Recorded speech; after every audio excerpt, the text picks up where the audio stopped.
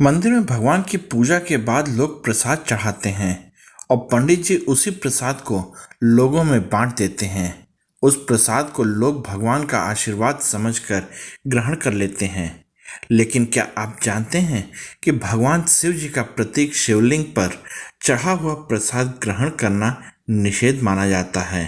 इसके पीछे पौराणिक मान्यता है कि भगवान शिव के मुख से चंडेश्वर नामक गण प्रकट हुआ था। चंडेश्वर भूत प्रेतों का प्रधान है।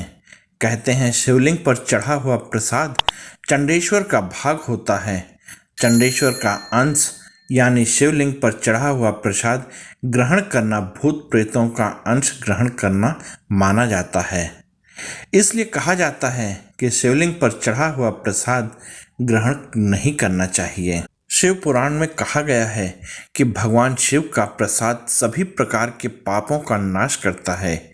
शिव जी के प्रसाद के दर्शन भर मात्र से ही असंख्य पाप नष्ट हो जाते हैं।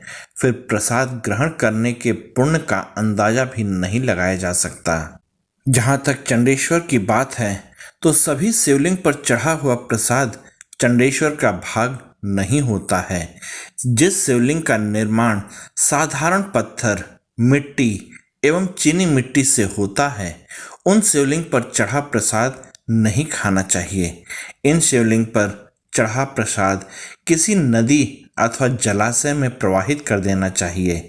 धातु से बने शिवलिंग एवं पारद के शिवलिंग पर चढ़ा हुआ प्रसाद चंडेश्वर का अंश नहीं होता है।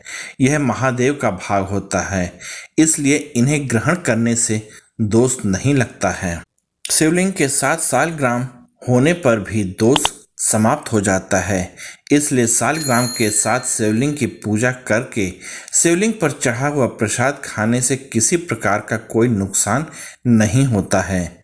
जो प्रसाद शिवलिंग के ऊपर चढ़ाया नहीं गया हो और शिव की साकार मूर्ति को अर्पित किया गया हो, वह प्रसाद ग्रहण करने से भी किसी तरह की हानि नहीं होती, बल्कि शिव जी की कृपा प्राप्त होती है।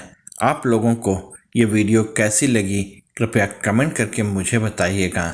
साथ ही आप लोग इस वीडियो में मेरे साथ बने रहे, इसके लिए आप सबका बहुत बहुत धन्यवाद और जय हिंद दोस्तों।